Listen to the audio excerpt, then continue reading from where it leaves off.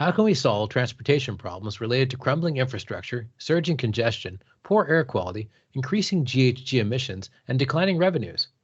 One proven approach is to implement a range of mobility pricing strategies, including road tolls, parking fees, gas taxes, and transit fares. Since this is easier said than done, especially in a COVID-altered world, TransportFutures.ca invites you to learn from and with international experts during 6 online mobility pricing conversations. The first 1-hour session, taking place on November 16th at 1 p.m. Eastern Standard Time, features Gunnar Solderholm, the former Director of Environment and Health at the City of Stockholm, Sweden. He and Transport Futures founder Martin Collier will discuss the fascinating evolution of the Stockholm congestion charge. They look forward to responding to your questions and comments. Join all 6 conversations by registering today at transportfutures.ca/mpc. Don't miss this series of cutting-edge mobility pricing conversations.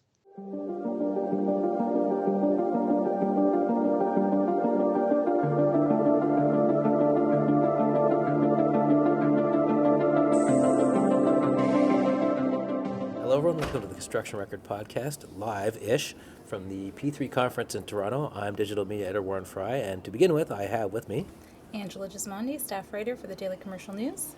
And we're going to look into what Angela was, what panel she attended and what she's learned at this conference and what she's going to attend very soon. So take it away, Angela. This morning I attended a session, a fireside chat actually, with the president and CEO of the Canadian Council for Public-Private Partnerships. It's Lisa Mitchell. Mm-hmm. Who you'll hear from later in the podcast. That's right. And she was sitting with Peter Francescato, so he stepped in for the minister, and he was talking about how the federal government places importance or prioritizes climate change, but at the moment there's an immediate need to address the housing crisis. Mm-hmm.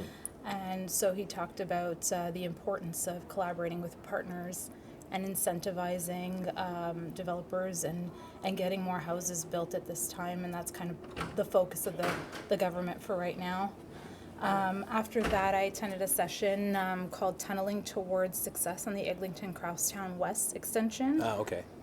And that's not the one that's not succeeding, no, right? Okay, that's actually this. There was success in the title, so it was. They basically walked through each stage of the project, the various partners, and they did talk about the challenges, and that's particularly with regard to the tight schedule and how through the collaboration the different parties were able to work together and deliver on the project. So find solutions, and deliver on the project. This afternoon I'll be attending a session on it's called Taking Lessons from the Ottawa LRT Inquiry. Yeah, that's one that's not so successful right. so far. So it'll be interesting to hear about that project, some of the challenges the team is facing and how they're addressing those challenges and how they've been able to overcome those challenges. Okay, and up next we have staff writer Don Wall.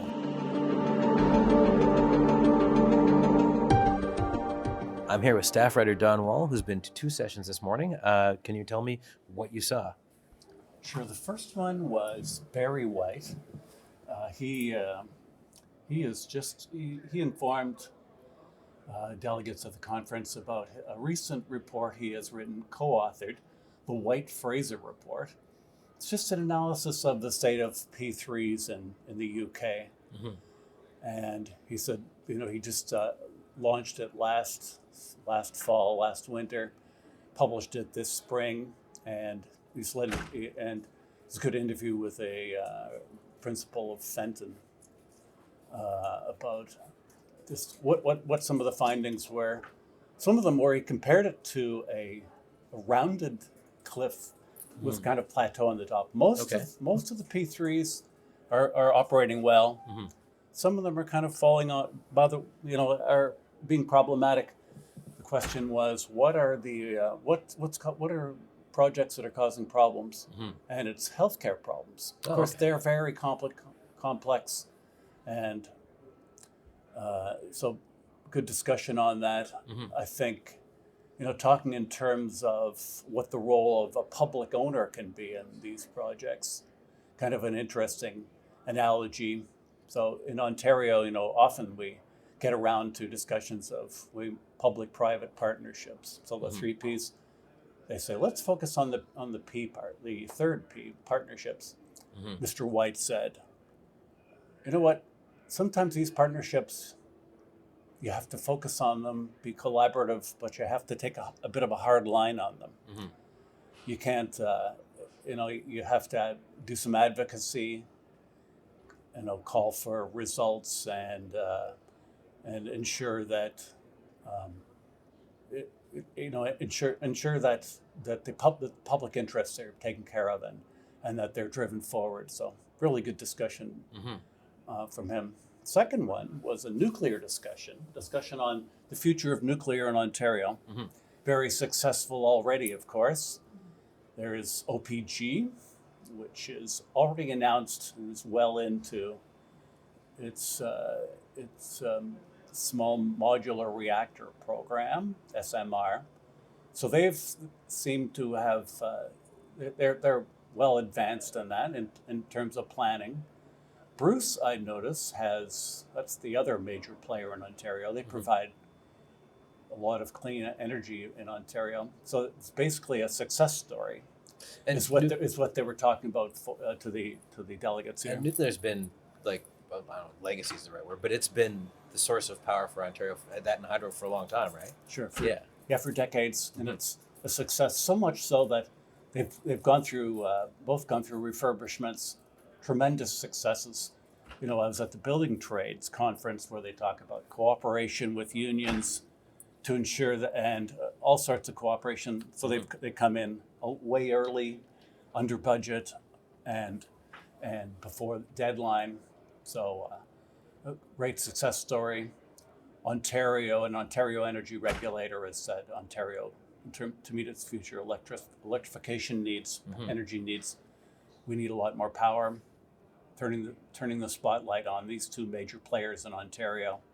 As I say, OPG is taking strides with it's got making commitments on its SMR program. Bruce Power now is setting things in place for it to make its next inroads, investments. The speaker today said we're technology agnostic at this point. So they're doing an EA, they're laying the groundwork, but we don't know exactly what they're going to do. So there's a discussion on the two approaches that you can take, and Bruce, what they're doing is preparing everything except in terms of environmental assessment and other steps to take, meeting publicly, networking with potential investors at this conference, but what the form of their next project may be is uncertain. Of course, their I think future demands will be the size of what they already do. So if they were to have to replicate replicate what their output is now, it's along those lines. So tremendous volume needed. Bruce is going to be a player. They're announcing the final form we're not sure of. So they've sounded notice that's what's going to happen. Okay, Don. Yeah. And these stories will be out, if not right now, because this podcast comes out Wednesday, then soon thereafter, I think, right? Yeah, I'm going to write them the next couple of days, and they'll be out very soon. Okay, great.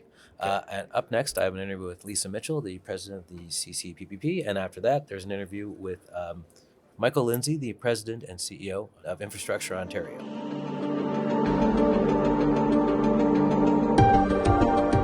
I'm here with Lisa Mitchell, the President and CEO of the Canadian Council for Public-Private Partnerships. And we're at the annual conference. This is the 30-something. 31st. 31st. Yes. And so you've already done one of these as president. You said you've attended 12 of these as or more, somewhere around there, member of the industry. Yeah. So maybe you could tell me what you learned in the first one and what that's carried over to the next one. Well, I learned in the first one. I mean, the first one was post-COVID. It was the first time we'd all gathered together. I think what I learned in the first one is that the threads of what we thought were happening in the market, some of the evolutions, adaptations, challenges, opportunities, really it wasn't it was real. We were able, I think, last year to move beyond just sort of talking about it into, okay, how do we actually move this forward as a concrete discussion and really sort of drill down into issues. And last year I did the opening keynote and I put a challenge out to members to sort of say, like, we want to continue to do this and we all fundamentally believe in it, then we actually have to have those deep conversations. I think that's translated, I think, into what the program looks like this year. I think people have really, come forward with great ideas, good opportunities, and it's not just about what are the problems and how do we fix them. It's, we've got a great product here, and I think we heard that in the first opening general session, that, like, first off, we've got a great 30-year history. We have a good product, but the times are changing, and how do we change with it? And I think that's really really what we've learned from the evolution of the market. Also, being my second conference, we're changing things up a little bit. We've revamped our awards ceremony. We've added workshops tomorrow, which will pick up on those threads about the evolution of the model and how things are changing and how we solve those challenges. And changed up our first night party, which is always a big thing for our delegates as well too. So I think we've got a 31-year history. Things work well, but there's also opportunity for us to shift and change as well too. Yeah, I definitely got the impression, just the 2 sessions I sat in, people have been thinking about this for a while now. They've had a few years at home to think about it too, so yeah. Yeah, I think so, and that's what has been so impressive, and I've caught wind of some of the conversations that have been happening in the hallways as well too. And like I said, I put the challenge out there last year, and I'm thrilled that people actually are taking me up on the opportunity to really to have those really good discussions. So I think it kicked off this morning, and it's so far. I hope people are enjoying themselves. I'm having a great time. So, but yeah, looking forward to more sessions this afternoon. And you hosted a session called "Awakening the Giant" or "Awakening Giant." I can never get it right. I always put the in when it's not supposed to be there, and it's all about the U.S. And from the impression I got, it's a giant, but it's not sleeping per se. But it's not looking in the same direction we are. Maybe I'm not saying that right. Well, no, but I think you've picked up on some of the threads. I think there's been, sort of a feeling that we've got big infrastructure spend, big jurisdiction to the south of us, and that if we don't that we're about to lose our industry to projects in the south, not wholeheartedly. There are some that will always be here, but how do we compete with something that's much bigger than we are? And I think what we've learned is, and I think one of the panelists said it really quite well, that you've got high project volume but low probability compared to maybe a low project volume but a high probability in terms of them going forward as P3s. And Canada, sort of, if they say it's going to be a P3, it's going to happen. Yeah. Whereas what I think we're seeing in the States is that they get so far down the line, and there's just been a big project in one of the states that's been canceled, and I know that a couple of folks here were heavily involved in that, and so I think there's still it's not as inherent, I think, is what I'm learning about the U.S. But I also think their market has changed so much that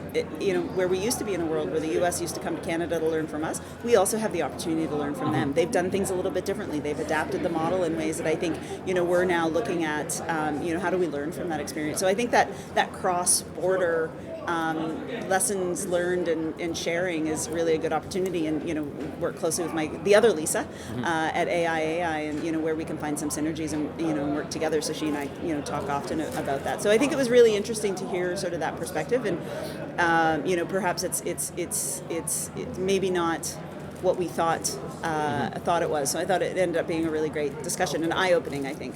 What are some of the specifics of things that we can learn from them? Because I'm going to roll into, after that, things they've learned from us.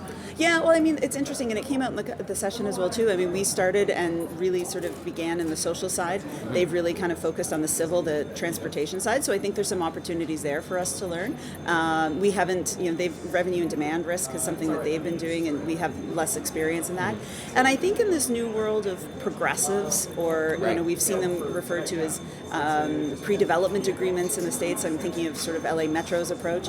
That's a new space, and I think in Canada we might not necessarily be uniform in our approach. So how do we learn what they're doing versus and what we're doing here, and really kind of try and not define it, but put some parameters around it. And I think that there's things that they're doing down there that are absolutely things that Canada's looking towards, and seeing how, if it fits in our space. One of the things that was cited was that we have all these associations and groups and stuff like Infrastructure Ontario, for instance, or Infrastructure BC. Take your pick. We got tons of them for province. They don't really have them down there in the same way. They don't, and that's been something that, I remember back in my PPP Canada days when Saskatchewan was looking at developing, and the industry really, I think, came together and sort of said, like, for success, you really have to think about P3s and the delivery of large and major complex projects programmatically, as opposed to a one-off procurement model for a specific project. Because you've got, how do you harness those lessons learned, develop the expertise? Yes, asset classes can differ in terms of some of the things you need to think about, but in terms of the mechanics of the model, you can take what you learn from a hospital and apply it to, in terms of, to another asset class. Because that's sort of that procurement, the specificities of the P3 aspect. And so I think that programmatic approach has really been one of the things that's made Canada really successful, and the development of organizations, whether it be a standalone organization like Infrastructure Ontario, or a branch at the Ministry of Infrastructure in Alberta, or the CIB. Just housing all of that information together, I think, really strengthens the opportunities. And then it's not sort of, I think the comment was made this morning is that sometimes it's you do one project and then the next project is a whole host of people. That knowledge transfer isn't necessarily happening, and I think that's key to success. Also, there was a mention of perpetual boogeyman, the brain drain, but there were reasons why that might happen and reasons why they might not. One that was cited that they might is if somebody's a mechanical engineer and there's a transit at something in LA or Toronto or Calgary, these are all gigantic projects, Yes. and there's only so many people who can do it, so that person, whoever they may be, will be going all over the place to do that thing. But conversely, there maybe isn't as much of a brain drain for a bunch of different reasons. Yeah, and I think that was interesting because I think that's, I think that I've heard that expressed from some people, but a bit the fear is, if there's such a big market down in the south, and we don't have as big of a market, and we're adapting and evolving right now, are the people that are really in this space and really committed to it, are we going to lose them to the States? And then, when our pipeline ramps up again, what are we going to do? Are we going to have the people to deliver? And of course, I think that the labor economy is a very different place post-COVID for all types of sectors, all construction just being one, but all over the world. And so that you've got that additional sort of layer of concern. I think what we're learning, and is that cross-border opportunity, no matter where you live, I think the ability to work in both spaces. And I think Marie and Lauren were great examples of that, right? Okay, and finally, I'd like to kind of circle back to the conference itself, and then the future. Like, what's not specifics, obviously, but we've seen that there's people rethinking the model, thinking of new models, sort of mixing and matching. What do you see in the next year or two for P3 in that sense? Yeah, well, a couple of things. I mean, I think industry-wise, I'm hoping that the workshops that we have scheduled tomorrow are going to be that next step in bringing us all back to being on the same page. Who we are, what we stand for, and how we move forward. And it's not to say that we're fractured right now, but I think that there's a lot of things going on that we just haven't kind of compiled our information and documented so that we have a holistic view of what's happening in the Canadian market. So I think that's one. And for us at the council, that's a catalyst, huge catalyst for us to do the advocacy work that we want to do. Really having that solid understanding of what the market can deliver for governments is key for us to then be able to turn to governments and say, look, we've been doing this for 30 years. Here we know the circumstances that you're dealing with, and here's how we can continue to help. And I think there's new federal funding coming that's going to drive the pipeline. We know that there's aggressive infrastructure, ambitious agendas at the provincial level. We know that there's opportunity at the municipal level. So for us to be able to kind of get out there. So I hope by this time next year, we're really kind of celebrating that sort of uptick, that coming together, that reminding ourselves who we are and what we represent, and starting to see those projects come out to market again. Okay, great. Thanks for joining us. Yeah, thank you so much.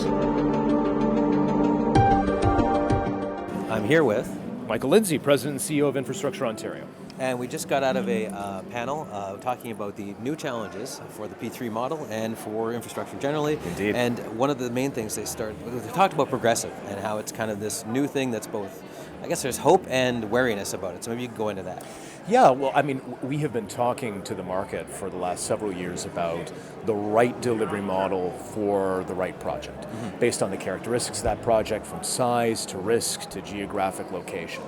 And I think especially on the social side, especially for large hospital projects, there's just a growing awareness of the fact that you need early partner constructor involvement during the initial development and design of those projects, in order to try not only to make real choices about scope and affordability, but also to identify upfront some of the challenges that you might run into as you construct the project, in order to appropriately provide contingency for those risks, but also hopefully to address them so that there's much less risk when we actually get into the delivery phase. So on 3 large hospitals, one in Moosonee, one in Mississauga, one in Ottawa, we're using this model. Worth noting on the transit and transportation side, using it as well for Garden City Skyway and a few subways projects. I think you've got it right. I think we understand how these models are meant to work. And in this first generation of using them, we're going to be trying to learn all the lessons we can about them. And you mentioned transit. On the panel, it was mentioned that transit and social infrastructure are 2 different things, but there's sort of this misimpression that that isn't the case, or people just aren't making that leap, I guess. It's really, yeah, it's a great question. Look, traditionally, the reason that we used to draw a distinction between the two was because transit and transportation projects are linear, and they're in the ground for much, much longer than social projects, right? A hospital, especially if you build it on a greenfield basis, once you're out of the ground, just a very different risk profile than 11 kilometers underground of a 19-kilometer transit system. I would argue, though, that the complexity of some of our social projects is now beginning to replicate some of those same challenges. The size. You mentioned that. You said there's no more just brick and mortar hospitals. Well, that's it. I mean, we are right now very, very close to substantial completion on West Park Hospital, 700,000 square feet here in Toronto. The final portion of this project is all about the testing and deployment of the ICAT systems, the information technology systems that are within the hospital that amplify the value of care.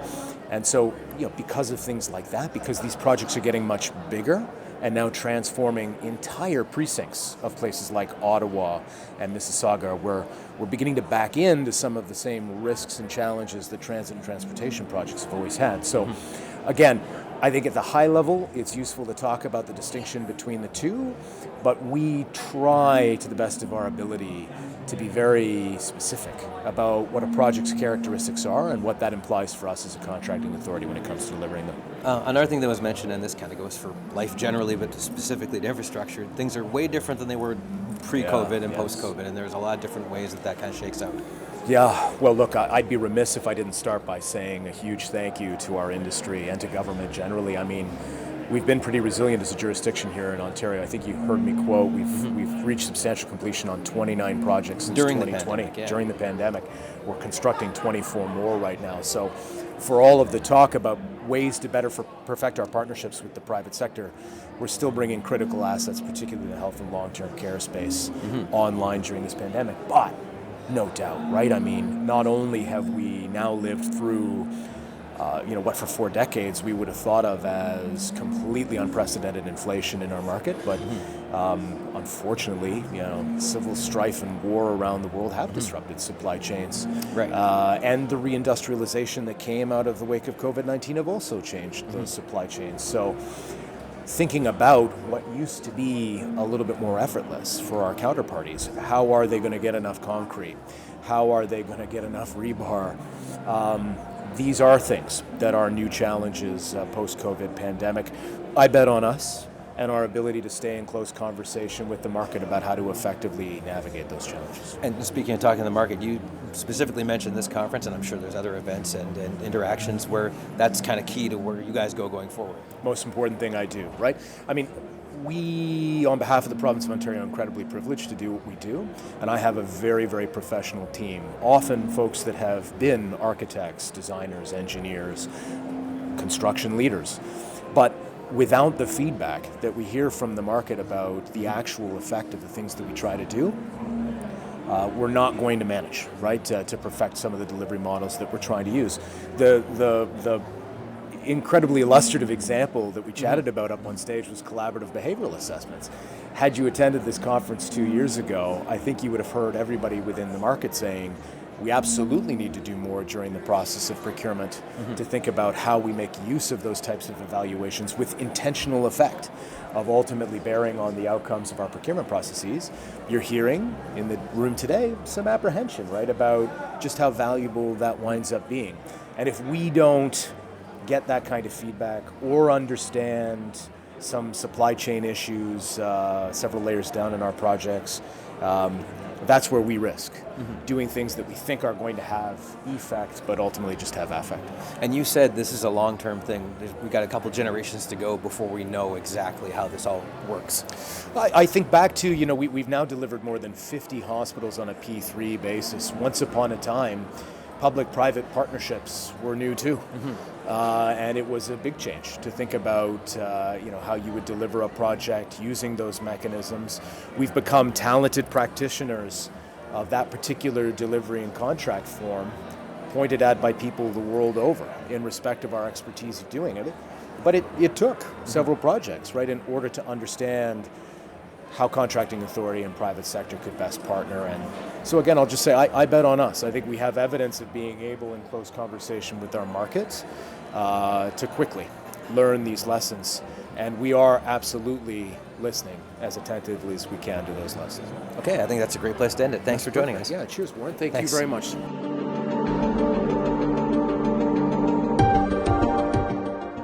And that's it for the Construction Record Podcast. You can hear us on Amazon Music, Apple Music, and Spotify, and on the Daily Commercial News and Journal of Commerce websites. Thanks for listening from the CCPPP P3 Annual Conference 2023.